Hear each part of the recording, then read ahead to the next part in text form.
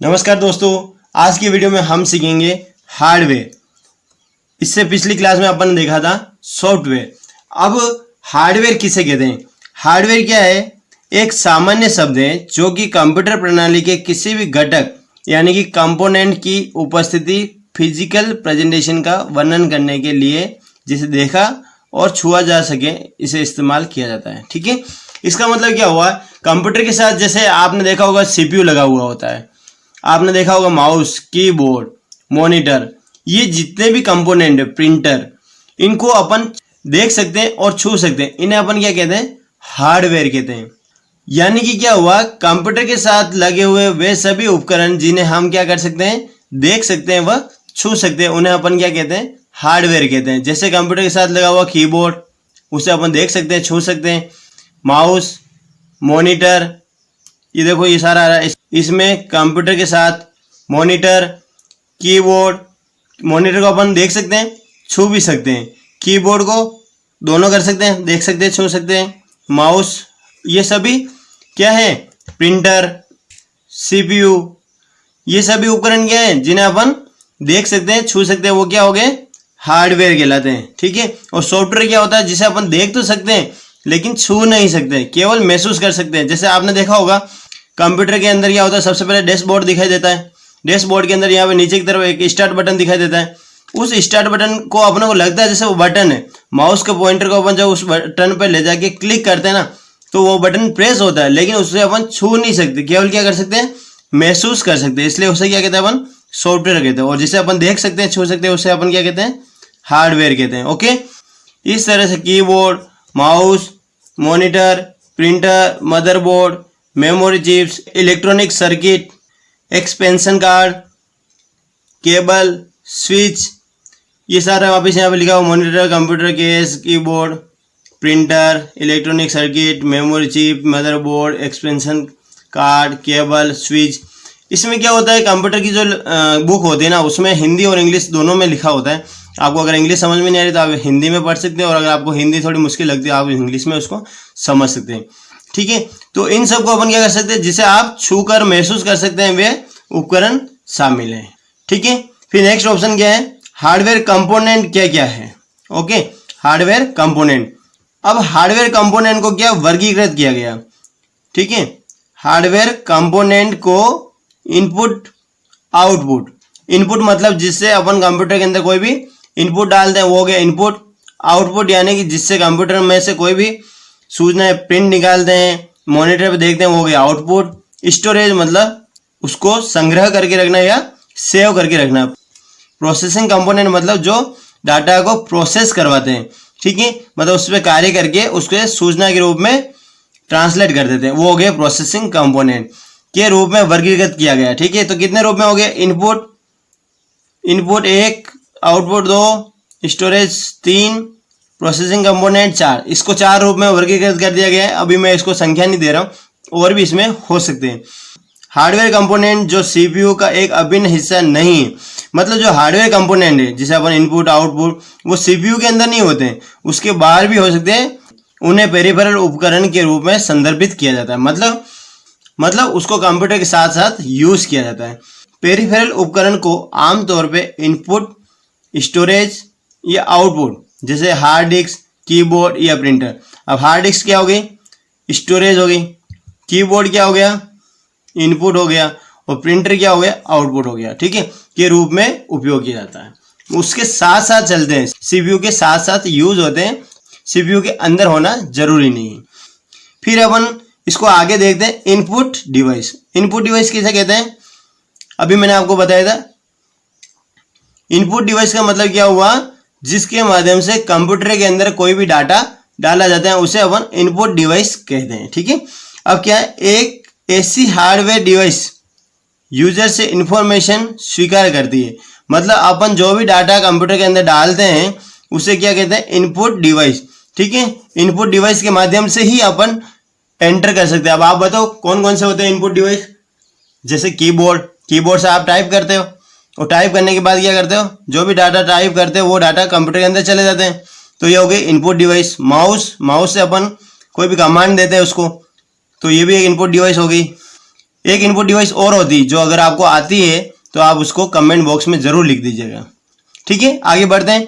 Information को electronic signal में convert करती है और उसके बाद प्रोसेसिंग को संचारित ट्रांसमिट करती है। इनपुट डिवाइस का मुख्य कार्य मनुष्य को कंप्यूटर के साथ इंटरेक्शन करवाना होता है।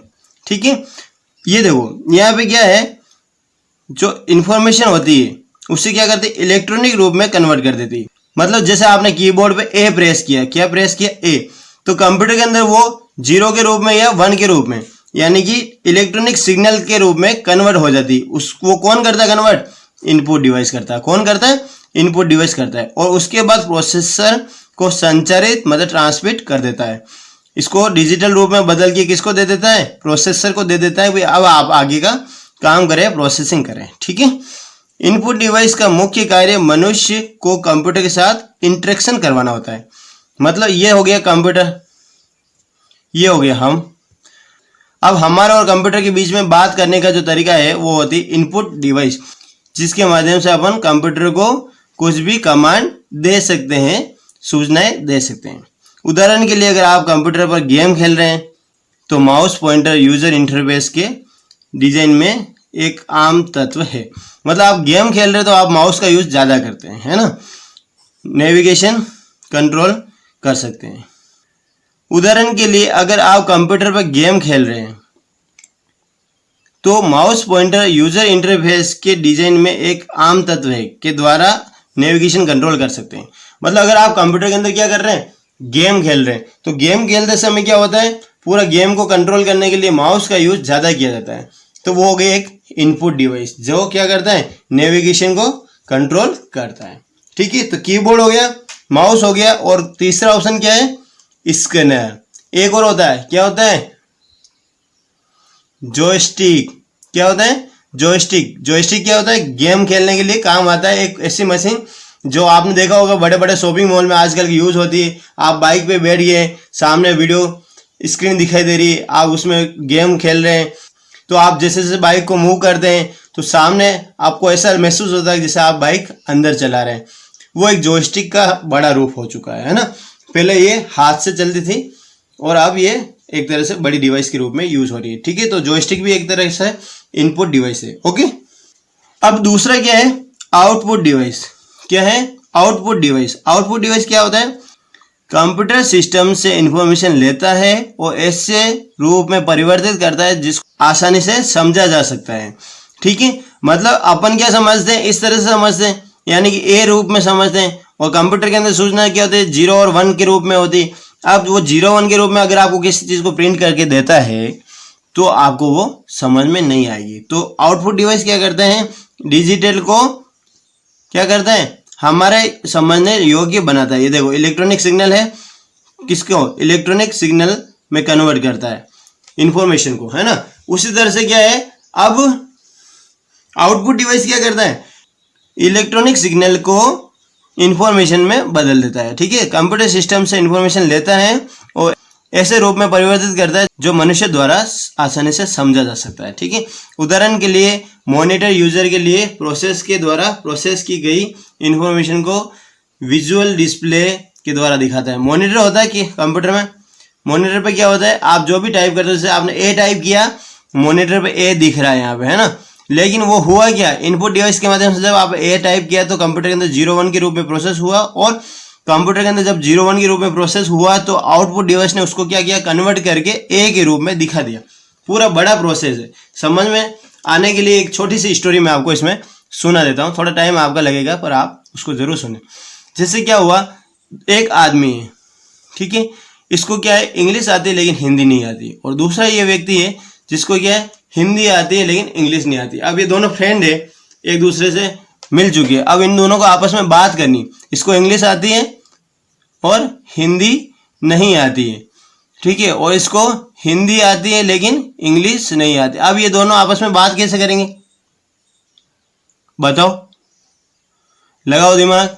और अगर आपको ये आंसर आता है तो आप इसको कमेंट बॉक्स में जरूर लिख दीजिएगा, मैं इसका आंसर अगले वीडियो में बताऊंगा। ओके, बने रहिए हमारे साथ और अगर आपने हमारे चैनल को सब्सक्राइब नहीं किया तो जल्दी से सब्सक्राइब कर लीजिए। नीचे एक रेड कलर का बटन दिखाई दे रहा है, सब्सक्राइब लिखा हुआ है, उस पर प्रेस कर लीजिए और एक बेल आइकन बना हुआ है, घंटी का आइकन, उस पर क्लिक करके ऑल पे क्लिक कर लीजिए। इससे क्या होगा, आप मेरे द्वारा जैसे नया वीडियो अपलोड किया जाएगा उसकी सूचना आपके पास पहुंच जाएगी। ठीक है, अगला ऑप्शन है, तीसरा पॉइंट है प्रोसेसिंग डिवाइस। कंप्यूटर के भीतर इंफॉर्मेशन की प्रोसेसिंग के लिए जिम्मेदार कंपोनेंट है। ठीक है, मतलब आपने कंप्यूटर के अंदर जो भी डाटा डाला, जैसे आपने डाला ABC या फिर आपने लिखा व्हाट यूर इज, ठीक है, नेम। अब ये तो हो गया डाटा जो आपने कंप्यूटर के अंदर डाला और उटपटांग रूप से डाला। ठीक है, प्रोसेसिंग डिवाइस क्या करेगा, उसको उस डाटा पे प्रोसेसिंग करेगा और उसे सीपीयू या मेमोरी मदरबोर्ड डिवाइस में शामिल कर लेता है। ठीक है, प्रोसेसिंग करके इसका जो रिजल्ट आएगा वो क्या आएगा, व्हाट इज योर नेम।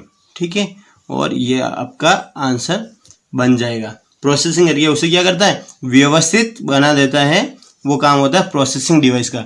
ठीक है, जैसे आपने कंप्यूटर में लिखा, इनपुट डिवाइस से आपने लिखा 5 + 5, आउटपुट डिवाइस पे क्या दिखेगा 10, लेकिन इन दोनों को जोड़ने का काम कौन करेगा, प्रोसेसिंग डिवाइस करता है। आपको क्लियर समझ में आ गया, कोई दिक्कत नहीं होगी। चलो अगला क्या है, स्टोरेज डिवाइस। स्टोरेज डिवाइस क्या करता है, डाटा को स्टोर करने का काम करता है। मतलब जो भी डाटा आपने कंप्यूटर में फीड किए हैं वो आपके भविष्य में काम आ सके, इसके लिए स्टोरेज डिवाइस का यूज किया जाता है। ठीक है, देखो आपके पास भी मेमोरी है और कंप्यूटर के पास भी मेमोरी है। ठीक है, लेकिन आपके मेमोरी के अंदर आपका जो माइंड है उसके अंदर आपने एक लाइन कोई भी लिख दी, जैसे आपने लिख दिया एक ऐसा कंपोनेंट जो कंप्यूटर के भीतर डाटा संग्रहित करने की अनुमति प्रदान करता है। इनमें हार्ड डिस्क ड्राइव और कंपोनेंट डिस्क ड्राइव शामिल है। ठीक है, ये लाइन आपने क्या की, अपने माइंड के अंदर याद कर ली और ये चीज आपने कंप्यूटर की मेमोरी के अंदर भी टाइप करके सेव कर दी। ठीक है, स्टोर कर दी। अब क्या हुआ, आज से 5 साल बाद अगर आपको ये चीज पूछी जाएगी ना तो आपको याद तो रहेगा, लेकिन आप उसको उटपटांग करोगे, आधा डाटा खा जाओगे और अव्यवस्थित रूप से प्रस्तुत करोगे। ठीक है, लेकिन हार्ड डिस्क क्या करेगा, कंप्यूटर की जो हार्ड डिस्क होती है उसमें वैसी की वैसी लाइन रहेगी जैसी आपने टाइप की थी। उसमें वो कंप्यूटर अपने मन से ना तो कुछ जोड़ेगा और ना गई चीज खा जाएगा। ठीक है, तो समझ में आ गया होगा आपको आपकी मेमोरी और कंप्यूटर की मेमोरी में क्या फर्क है, कि कंप्यूटर के अंदर जो चीज जैसी लिखी होती है उसे वैसा ही प्रदर्शित किया जाता है, जबकि आपकी मेमोरी के अंदर डाटा कुछ गायब भी हो सकते हैं या आप एक्स्ट्रा उसमें कुछ भी जोड़ सकते हैं। ठीक है, अब आप सोच रहे होंगे कि यार कंप्यूटर में हमसे बेस्ट है, लेकिन आपको ये तो पता है आपने ही कंप्यूटर बनाया, मतलब इंसान ने ही कंप्यूटर को बनाया, आपने नहीं, इंसान ने कंप्यूटर को बनाया है। लेकिन कंप्यूटर और इंसान की मेमोरी में थोड़ा सा फर्क है। ठीक है, अब अपन एक काम करते हैं, थोड़ा सा ये अनुमान करें, अगर आपकी मेमोरी के अंदर भी ऐसा ऑप्शन आ जाए कि आपको जो चीज याद करवाई जाए वो कभी खाली नहीं हो, तो क्या होगा, सोचो, आपका दिमाग क्या होगा, भर जाएगा। और ऐसी स्थिति होगी जब आपका मेमोरी भर जाएगी तो आप फिर क्या कर सकोगे, कोई नई चीज सीख नहीं सकोगे। तो अपनी मेमोरी क्या होती, कोई भी चीज देखती, कोई भी चीज पढ़ती है तो पढ़ते समय क्या करती है, उसको अपने दिमाग में जो इंपॉर्टेंट चीज होती है उसको रख लेती है और भविष्य में जब अपन उसको बार बार यूज नहीं करते तो वो धीरे धीरे निकलती जाती है। लेकिन वापस अगर आपको कभी भी लगता है कि यार मुझे इसको पढ़ना है, तो आप जैसे पढ़ोगे आपको पूरी चीज याद आ जाएगी। तो क्या होता है, अपने माइंड में जो काम की चीज नहीं होती है तो उससे माइंड क्या करता है, उसको साइड में रख देता है ताकि भविष्य में अगर जरूरत पड़े तो काम में लो, नहीं तो जो लेटेस्ट चीज है आपकी बार बार काम आती है उससे अपन यूज कर सकते हैं। ठीक है, अगला अपना यहाँ पे एक टेबल दिखाई दे रही है अपने को, जो अपन ने अभी पढ़ा है, इनपुट, प्रोसेसिंग, आउटपुट और स्टोरेज, ये इस क्रम में होता है। अभी अपन ने यहाँ पे पीछे की तरफ जब देखा था तो ये इनपुट आउटपुट दोनों साथ में आ गए, फिर प्रोसेसिंग आ गई, स्टोरेज आ गया, जबकि यहाँ पे सही क्रम इसका ये रहना चाहिए। ठीक है, तो इनपुट डिवाइस क्या होता है, इनपुट डिवाइस में देखो अभी मैंने बताया था ट्रैक बॉल। पहले क्या होता था, माउस होता था, माउस के नीचे की तरफ एक बॉल लगी हुई होती थी, जैसे जैसे माउस को मूव करते थे वो बॉल मूव करती थी, उसे अपन ट्रैक बॉल डिवाइस भी कहते थे। अब आजकल क्या हो गया, माउस के नीचे की तरफ एक रेड कलर की लाइट होती है जिसे लेजर लाइट भी कहते हैं, उसके माध्यम से माउस मूव करता है। टच पैड, जो आप देखते हैं मोबाइल, या फिर आप आजकल के कंप्यूटर भी, या फिर आपने देखा होगा ई मित्र की जो मशीनें होती है उस पर भी टच पैड काम आता है, ATM के अंदर भी टच पैड काम आता है, तो वो भी हो गया इनपुट डिवाइस। माइक्रोफोन, माइक्रोफोन आप जानते हैं, कीबोर्ड, सेंसर, सेंसर के माध्यम से अब अपन कोई भी चीज़ चला सकते हैं, कीबोर्ड के माध्यम से अपन इनपुट डिवाइस दे सकते हैं, माउस हो गया, जॉयस्टिक हो गया, जॉयस्टिक मैंने बताया था जो गेम खेलने के लिए काम आता है, स्कैनर हो गया, वेब कैमरा हो गया। तो ये सारी चीज़ें क्या हो गई, इनपुट डिवाइस के रूप में काम आ गई। वेब कैमरा हो गया, जो अपन वीडियो चैट करते थे इंटरनेट के माध्यम से, है ना, लैपटॉप के अंदर होता है ना वेब कैमरा लगा हुआ होता है।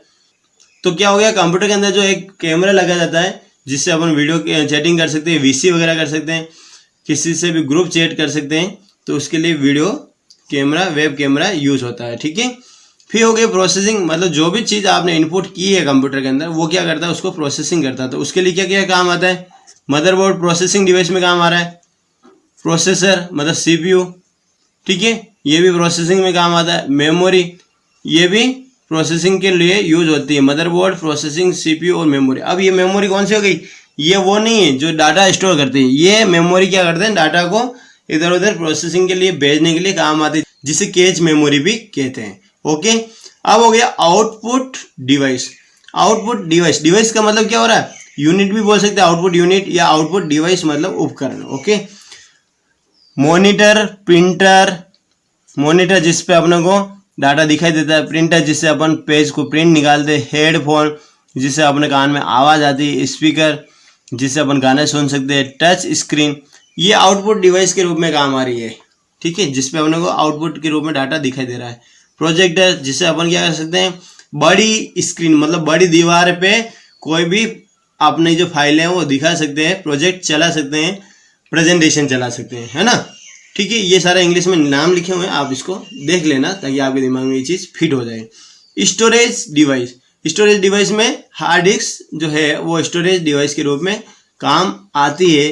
हार्ड डिस्क भी कई प्रकार की होती है, इंटरनल होती है और एक्सटर्नल, मतलब आप अलग से भी हार्ड डिस्क लगा सकते हैं। ये सारे आगे अपन विस्तार से पढ़ेंगे और आगे कंप्यूटर के उपयोग के रूप में जो एक नया वीडियो बनेगा वो मैं आपको पढ़ा दूंगा। ठीक है, आज के लिए इतना ही। अगर आपको ये वीडियो पसंद आए तो इसको जल्दी से लाइक कर लीजिए, और यदि आप चाहते हैं कि इसी तरह से मैं नए वीडियो बनाता रहूं तो इस पर एक कमेंट जरूर कीजिए ताकि मुझे पता चले कि आपको ये वीडियो समझ में आया है या नहीं आया। ठीक है, मिलते हैं एक नए वीडियो के साथ, तब तक के लिए जय हिंद, जय भारत।